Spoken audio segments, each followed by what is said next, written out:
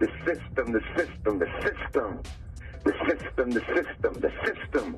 The system, the system. Prepare to be aware. Hello, everybody. This is The System, another episode. I'm your host and producer, Jemal, and there I have here a guest with me, Jay. He just been released 50 days ago, formerly incarcerated. Now he's home, being a family man, taking care of his son, taking care of his business. Tell me about yourself, Jay. My name is Jason. Everybody call me Jay. I was born and raised in the Bronx. Coming up from poverty, took to the streets at a young age.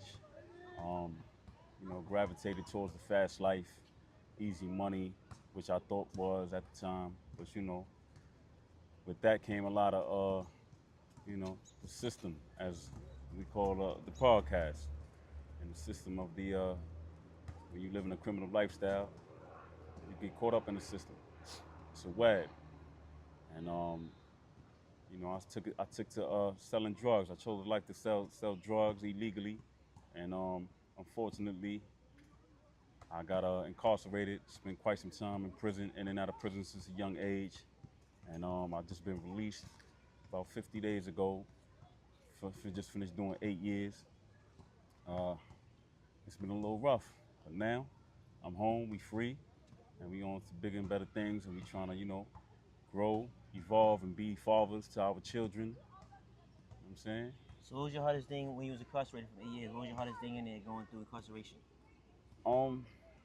My hardest thing was the fact that my child was born 45 days after my incarceration. So, and this was my first child ever in life. So that was the most excruciating pain that I've been through. I can't describe it besides that one word, excruciating, man, because all I ever wanted to be was a father and a family man. And I took that away from my son. I let him down. I let his mother down while she was pregnant. I left her, to struggle and be a single parent on her own for all them years. So that was the hardest thing for me, as far as mentally is concerned.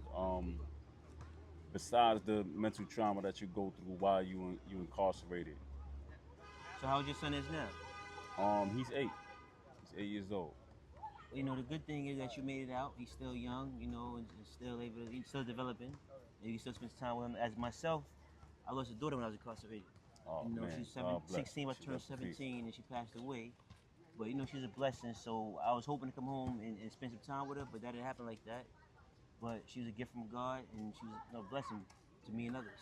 God bless you. So at least you out here, rest in peace. And then you got a chance now to build with your son and teach him and help him grow and things like that.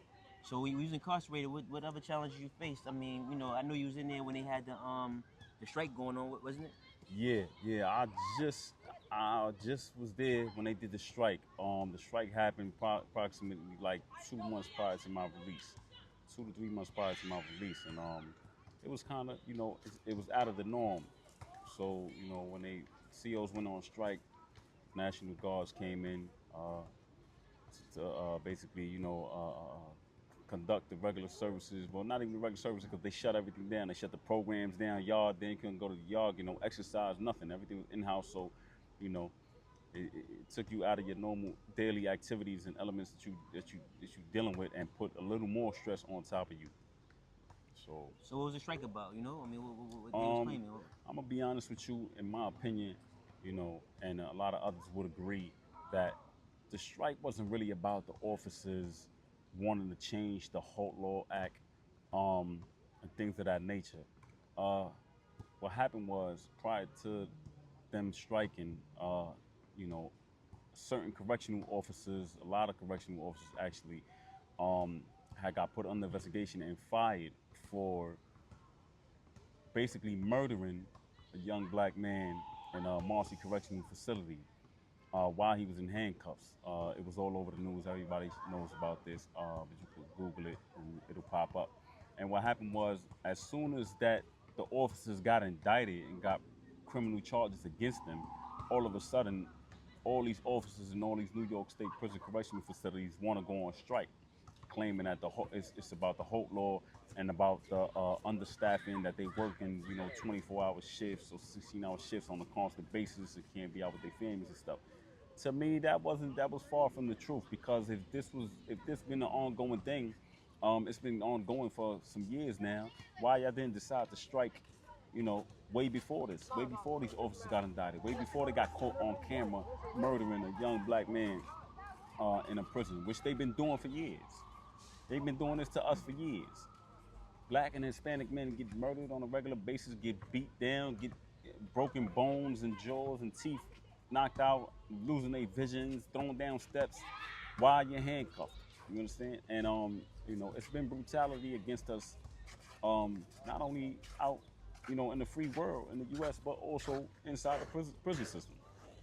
This ain't nothing new. It's just what happened was they got exposed, and if it wasn't for those cameras that they had on their bodies, which they thought it wasn't recording at the time, because nobody was made aware that when the camera's recording 24/7, whether it's on green or it's on red, the camera's always recording, and they got caught. So if it wasn't for that camera, the system would still be the way it is, as it was a few months ago.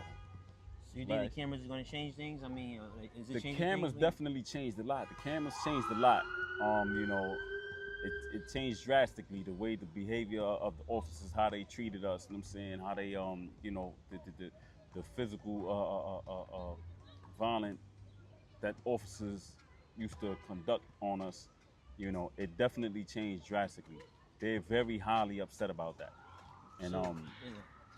Okay. Yeah, you got So let's go back. I mean, so what have you ever seen there or done to you by correction officers when you was incarcerated for 8 years? I mean, your experience. I've been harassed. I've been basically put on a wall before and harassed to the point where, I got punched in the ribs, I got smacked in the back of the head, choked. It's been little situations where, officers claim things. They claim false, assaults on staff when you never touch them, because you know that you have a lose-lose situation with them. Not to say that everybody's an angel.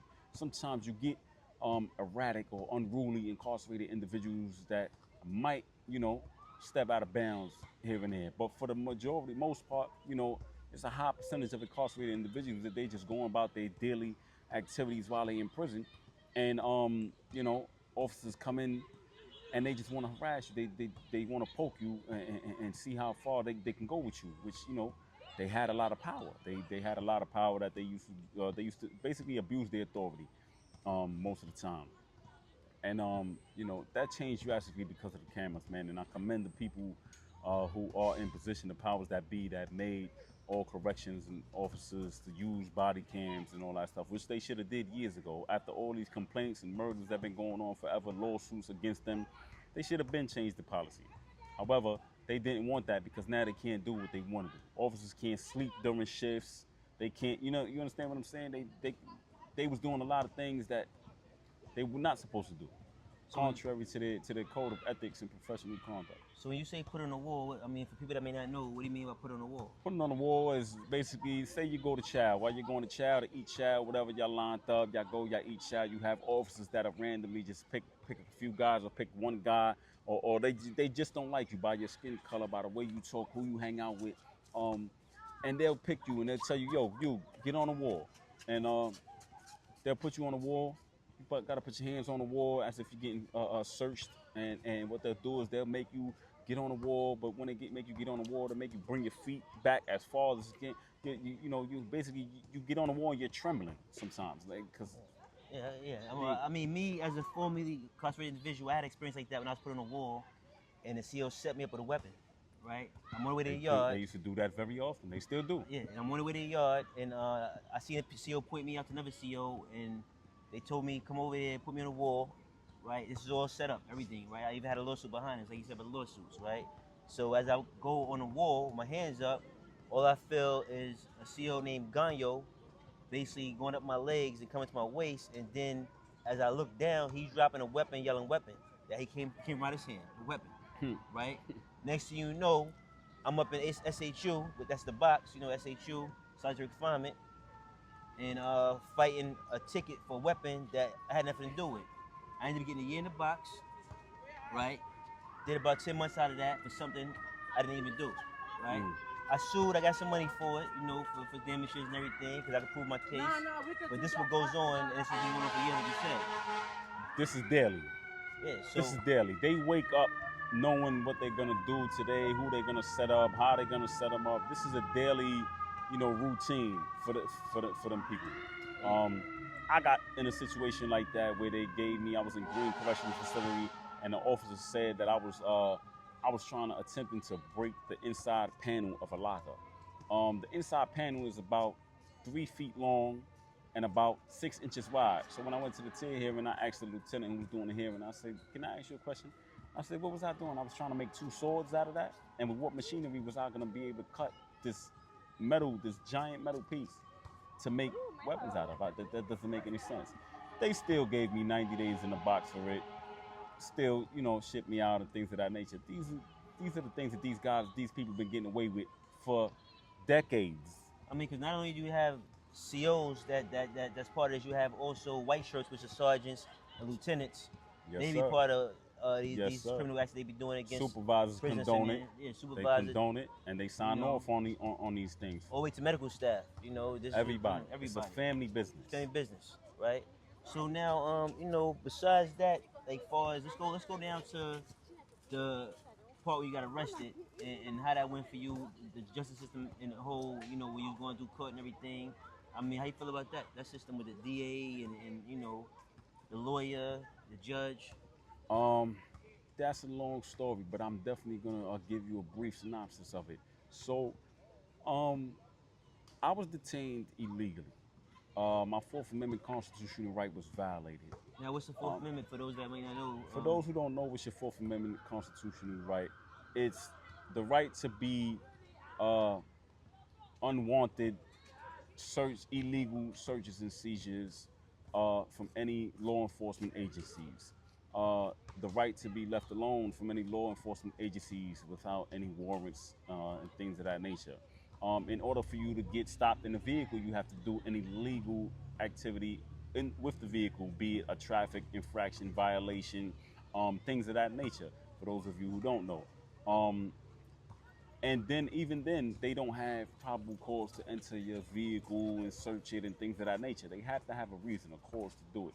So your right as a U.S. citizen is the right to be from basically unwanted law enforcement agencies to invade in your privacy, whether it's your home, your vehicle, place of business, things of that nature.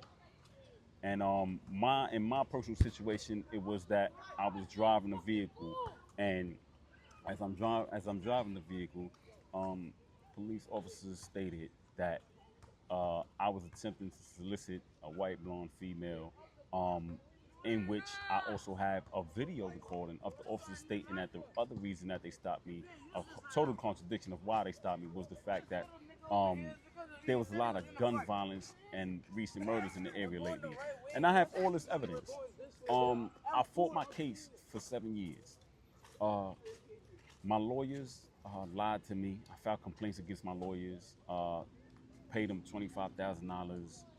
He didn't do his job what he told me he was going to be able to get done, which was either he was going to be. I'm not saying I'm innocent. I know that what I did was wrong.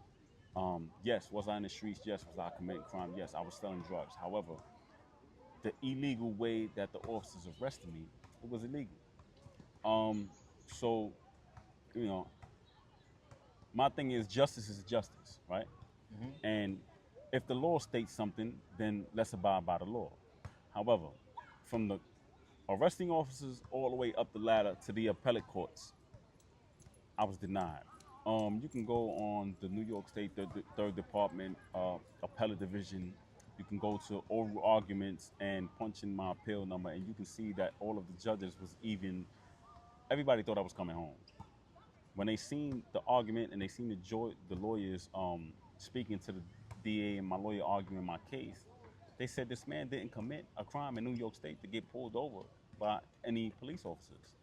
So can you explain to me why was he pulled over? And who is this magical white blonde female? Where is she? What paperwork do you have on her? What do you have, an ID, a name, anything? There's nothing on this lady. So who is this lady? My lawyer, appeal lawyer, also failed to, after numerous times of me telling him, and I even had my wife texting him, telling him, listen, he wants to make sure that in front of the judges, you let them know that they have a contradictory statement on video stating that you pulled him over because of gun violence and recent murders in the area lately. And the appeal lawyer failed to do that as well. And I thought it was a tactic that he used to make sure that, you know, I would not be able to, get released or get the relief that I'm asking for. But like I said, everybody thought I was going home because once they seen the oral argument between my lawyer and the district attorney in the appellate division, all of the judges had two females and three males. All of them were shaking their heads saying this man didn't commit any crime to be pulled over in the vehicle. And unfortunately, they found a loophole. They create loopholes down the line after years and years of other guys litigating their cases. They found the loophole and they said that I didn't file a post-allocution motion. A post-allocution motion is when you get convicted, you file a motion to withdraw your plea or to dismiss it or to go back down to court and do a retrial because of all these laws that was violated against you. In my case, I did file a post-allocution motion. At the time that the judges heard my appeal, they asked if I filed the post-allocution motion. My lawyer denied it, which he was well aware about the 440. I have all my letters and evidence to prove that he was well aware of my 440, which is a motion, a post-allocution motion, with all my evidence in there. I was waiting on a decision from the judge that I filed, the courthouse that I filed my 440 in. The judge took forever answering my motion. The judge took about a year and a half to answer a motion that could have been answered within 4 to 6 months, which they do on a regular basis. The judge was waiting basically for the appellate division to make a decision, to render a decision.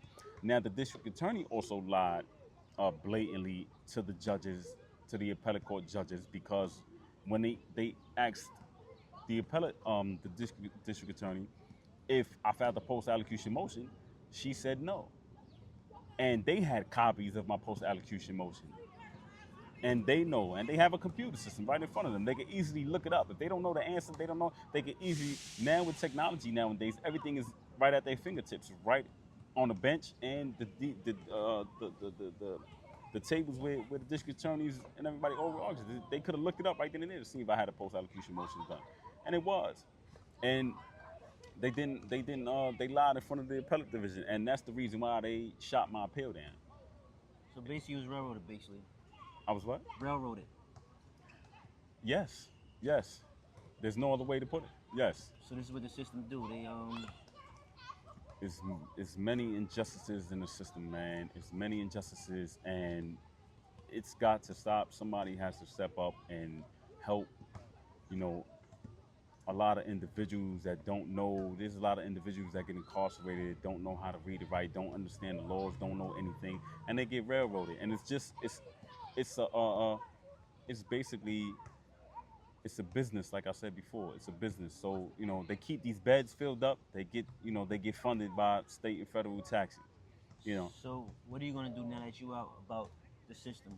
Anything you plan to do, or any type of moves you're trying to make, help people out, things like that?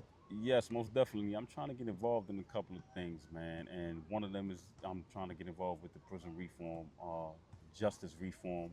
I'm reaching out to a few agencies to see how we can come together and, come to these legislatures in New York State and make them well aware of the injustices that's been going on forever, see if we can change things and make it better for individuals who go to prison. You got a lot of individuals go to first-time offenders and they go to prison, and they don't know the law. They don't know how to read. They don't know how to write. Once again, there's no help. The lawyers, the public defenders that they assign them to their cases, they don't do their job for them. They're not getting paid. So they're getting paid by the state. The minimum that the state is gonna pay them to fight their cases. So it's not fair. It's not fair that the system is not fair. So since you've been home, for 50 days now, what have you been doing for yourself to get yourself together and basically, get your life back on track? Okay, well, right now, what I've been doing is I'm going back to CDL, so I definitely want to get my trucking business going on because I had my CDL when I was home prior to this. It's a lucrative business. For those of you who don't know, CDL license is like having a business in your back pocket. Um, right, everywhere you can go to China and drive a truck. Long you don't have to even know how to speak the language. As long as you know how to drive a truck and you got a license to drive that truck, you have a job. For those of you who looking to get don't know where to go, where to start at, it's definitely a start. They pay for your courses, they pay for you to start to get your licenses and everything like that. There's plenty of help out here for those of you who don't know. Trust me, there's plenty of help out here, from shelter to food to clothing to getting vocational trades to employment to you can go to the moon. I've been spending a lot of time with my child. Like I said, my child was born, 45 days after my arrest. So every single day, I spend time with my child, man. I owe that to him. I failed him one time, and I don't want to fail him again. Um, so basically, I've been spending a lot of time with my child, with my family, my wife, building them bonds, them ties back together, strength trying to get it stronger than ever. But I also been, starting, thanks to my man Jemal, Jemal, your Jamel, name right? Yeah. Jamel, I apologize, my brother. Jamel, Jamel got me, he got me in tune with another company doing some business dealing with employment. Um, and there's other avenues that I'm taking as far as starting up my own business is concerned. So that's my time been Yeah, kind well, of I'm here to consumed. help people, and I want to help others. That's why I got this show called The System, to give back, help people, let people know what's going on, Hmm. and have people come tell their story, share Hmm. things that happened to them in life or what's going on now. You know, Greatly different appreciate parts of you, the brother. systems here. Greatly So, appreciate you. yeah, I appreciate you too. So basically, there's no more crime for you, basically. Nah, the crime life is over, man. It's not worth it. There's nothing out here that you can tell me that's gonna entice me to sit here and say, you know what, doing time in prison is worth it. I don't care if you told me it's $5 million, $10 million, $30 million, $50 million.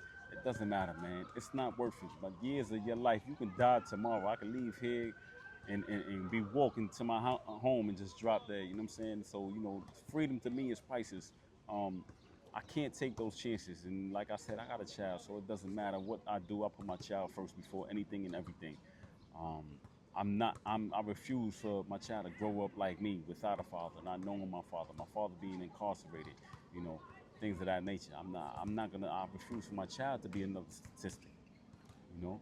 So my last question to you before we end this, right? So somebody being released from prison, what's like most needed? That's most support you need when you get released from prison. Like what is it you need when Um, you get released?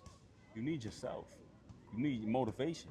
You need mental strength, man. Because it's not easy out here. It's not easy. When you coming home, if you have nothing, if you have no support, you know, especially financially, as a grown men that we come out of prison, or even grown women coming out of prison, it's not easy. They kick you out the door with. They used to kick you out with $40 in a bus ticket. Now they kick you out with $200 in a bus ticket.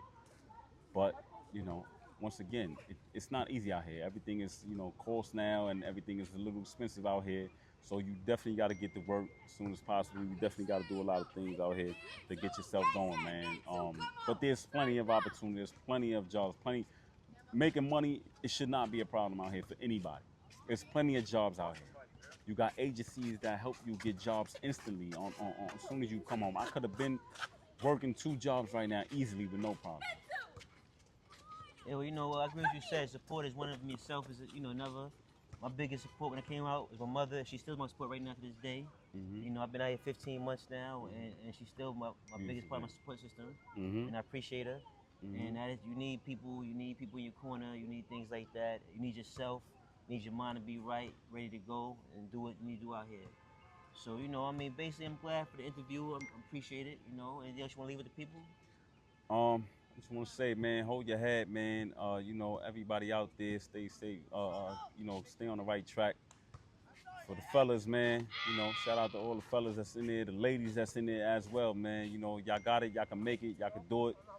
Dream big, chase your dreams, and there's nothing that can stop you, man. Just because you got a felony or you convicted of a crime, that can't stop you, man. There's plenty of ways to make it big out here. I know a lot of guys came home, got a lot of businesses going on, and they doing it real big out here, man.